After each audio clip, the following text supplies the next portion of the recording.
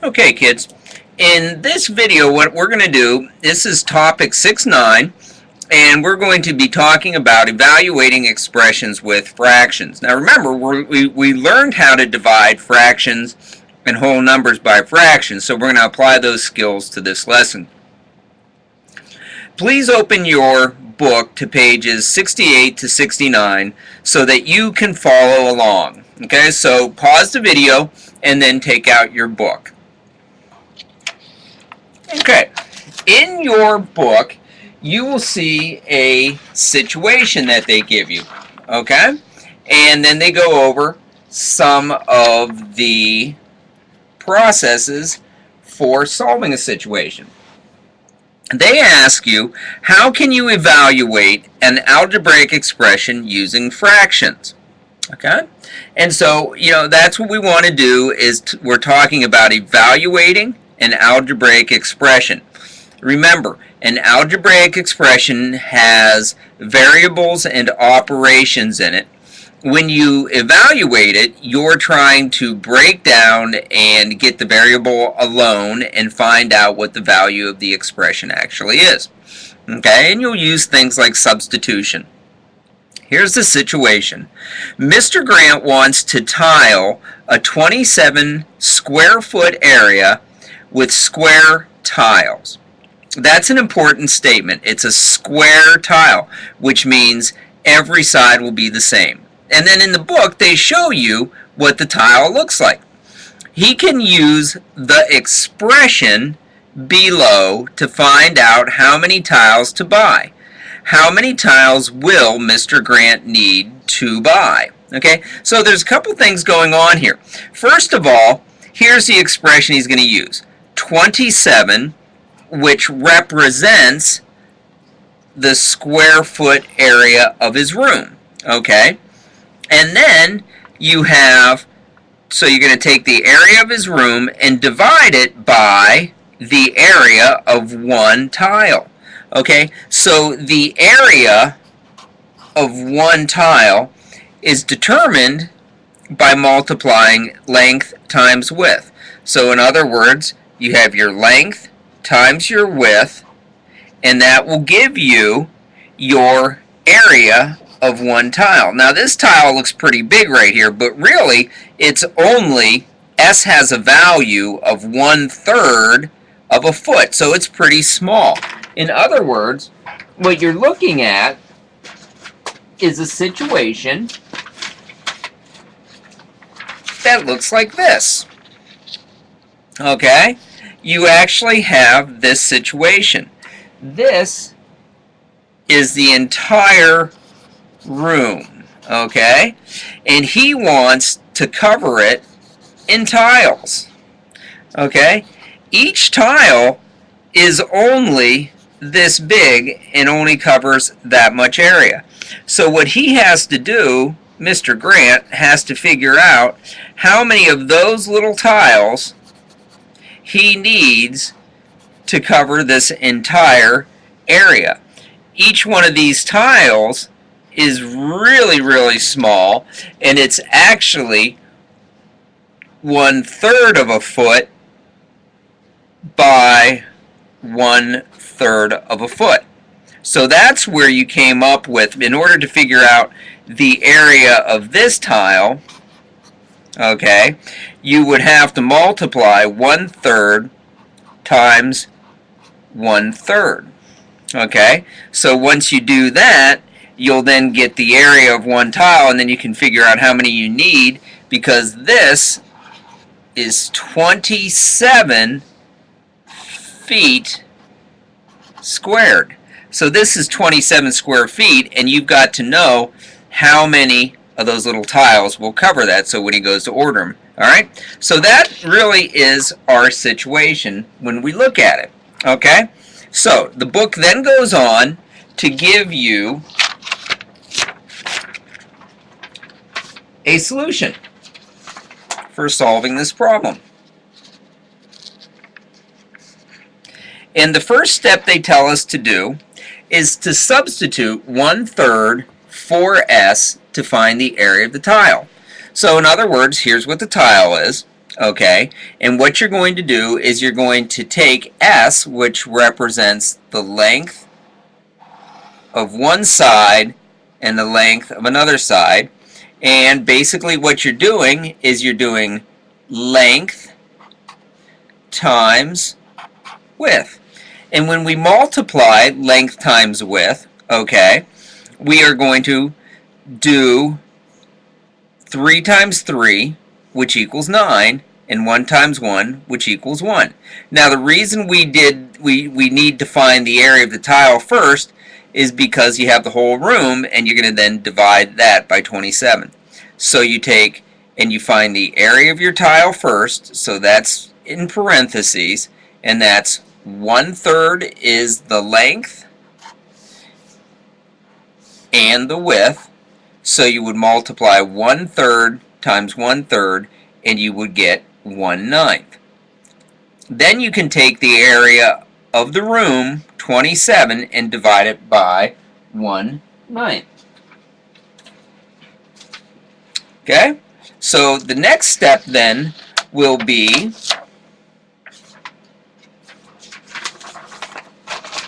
to take and do your actual division. So we know that we got 1/9. This is, remember, this is the area of one tile, okay? And we have 27 square feet to cover with one tile, with each tile that has this area. So what we're going to do is we are going to write 27 over 1 as an improper fraction. We're going to change our division to multiplication and then create the reciprocal of 1/9, which would be 9 over 1. And now that we have 9 over 1, we can do our multiplication. We cross simplify if we can. We can't cross simplify, so we're just going to do 27 times 9. So we have 27 multiplied by 9. Okay, 9 times 7 is 63. Carry your 6. 9 times 2 is 18. 18 plus 6 is 24. And again, in your book it shows this being done in layers with an equal sign possibly right there. And so as we evaluate the expression and break it down, we know that 243 tiles, okay, when we multiply 27, when we divide 27 by 1/9, we end up with 243 because we multiplied by the reciprocal. So our answer is 243. Alright, so Mr. Grant needs to buy 243 tiles. Alright, now what that looks like is this. Okay, what that looks like is this. So he's going to need 243 tiles to cover his entire room. So his room, okay, was 27 square feet, and each little tile right here measured 1/3 by 1/3, and we multiplied and we determined that we had an area of 1/9 per tile. So each one of these is 1/9 of a foot, 1/9 of a foot, and eventually we had to divide that all up by the area of one tile to come up with the answer of 243 little tiles. Okay? So anyways, that's how they came up with the answer of 243, and that's what it looks like if you use individual tiles to divide up the total area of 27 square feet. So, now what I'd like you to do is take out a piece of paper, pause the video, take out a piece of paper, and we have some problems for you to try. Okay? So go ahead and pause the video, take out your paper, and see if you can solve these problems. We want you to use substitution to evaluate. In other words, we want to find out what is t divided by 10. We want you to simplify, break it down, and come up with the value of this expression. Okay? Alrighty, pause the video and see if you can solve these two right there. Alright, here comes the first one. Alright, the first problem the first expression that we want to evaluate is going to be this one right here. So what we're going to do is we are going to say, okay, we have t, okay, divided by 10. And we need to substitute t for the value that they give us, 5, 6. So we're going to rewrite it as 5, 6, okay, divided by 10. Now, the basic rules of division kick in at this point, okay?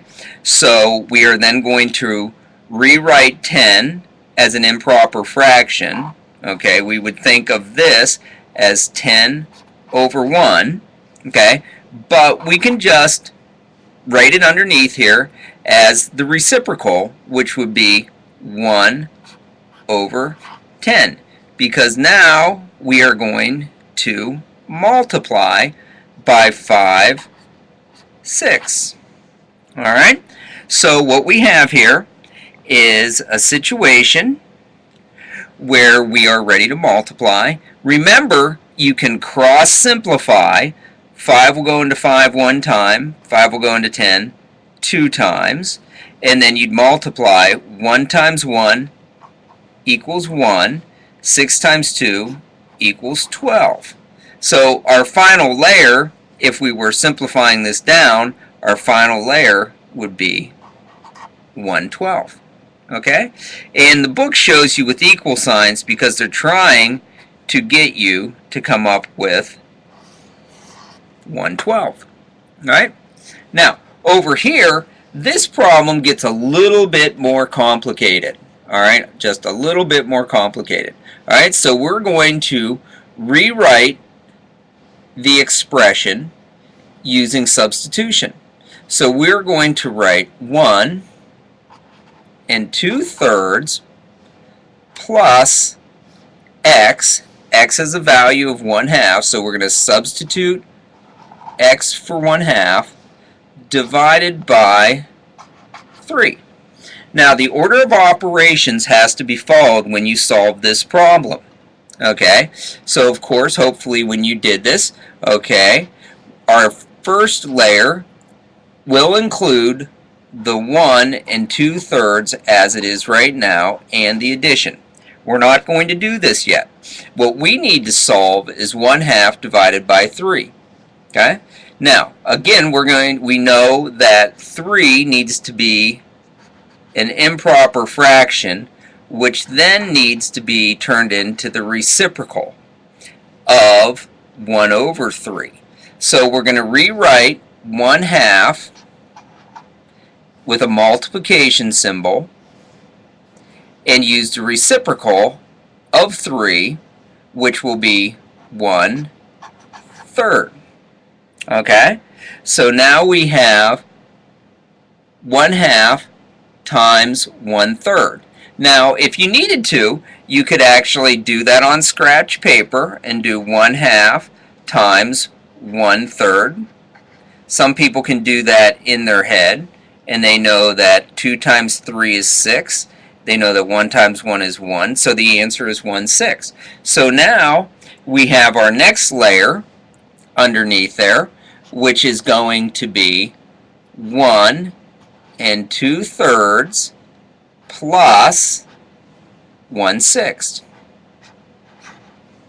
Alright, now might be a little complicated. You might need to brush up on your adding of fractions, but remember, in order to add mixed numbers and fractions, you need a common denominator.